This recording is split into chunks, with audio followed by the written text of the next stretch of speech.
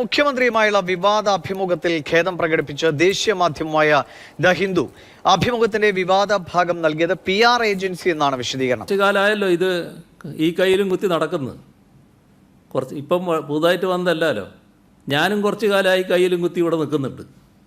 നമ്മൾ തമ്മിൽ ഇപ്പം ആദ്യമായിട്ട് കാണുകയല്ല, കുറേ കാലമായിട്ട് കണ്ടുകൊണ്ടിരിക്കുന്നുണ്ടല്ലോ. നമ്മൾ തമ്മിൽ എങ്ങനെയാണ് സംസാരിക്കേണ്ടത് എന്നതിന് മറ്റാരുടെയെങ്കിലും പെട്ടെന്ന് ഉപദേശം തേടി മറുപടി പറയാന്നുള്ള ശീലമാണ് എനിക്കുള്ളത് എന്ന് അത് സാമാന്യ ബുദ്ധിയുള്ളവരാരും പറയില്ല കേട്ടോ. ഇപ്പം നിങ്ങൾ ഒരുപാട് ചോദ്യങ്ങൾ ചോദിക്കുന്നില്ലേ? എന്നാൽ ഞാൻ ആ PR ഏജൻസിനെ ബന്ധപ്പെട്ട് എൻ്റെ ചെവിടിൽ നിങ്ങളെ ചെവിട്ടിൽ ചിലപ്പോൾ വെക്കാറുണ്ട് സാധനങ്ങൾ. അങ്ങനെയൊന്നും എൻ്റെ ചെവിട്ടിൽ ഇപ്പോൾ ഇല്ലല്ലോ.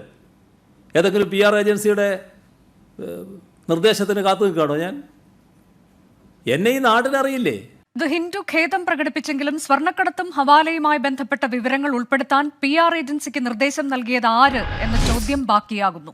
അവരെ കൂടെ നിർത്തി അവർ പറഞ്ഞ് ഇന്റർവ്യൂ അറേഞ്ച് ചെയ്തിട്ട് അദ്ദേഹം മാറിക്കഴിഞ്ഞപ്പോൾ അവരെ എഴുതി കൊടുത്തതിനെ അദ്ദേഹം എങ്ങനെ നിഷേധിക്കുന്നത്?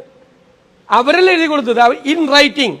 ആ ഏജൻസി, മുഖ്യമന്ത്രി ചുമതലപ്പെടുത്തിയ ഏജൻസി, മുഖ്യമന്ത്രിയുടെ ഇമേജ് ക്രിയേറ്റ് ചെയ്യാൻ വേണ്ടിയിട്ട് പ്രവർത്തിക്കുന്ന ഏജൻസിയാണ്. ഇമേജ് ബിൽഡിങ്ങിന് വേണ്ടി ഒരു കള്ളവും മറച്ചു വയ്ക്കാൻ പറ്റില്ല, ഒരു നുണയും മറച്ചു വയ്ക്കാൻ പറ്റില്ല. എല്ലാം പുറത്തു വരും.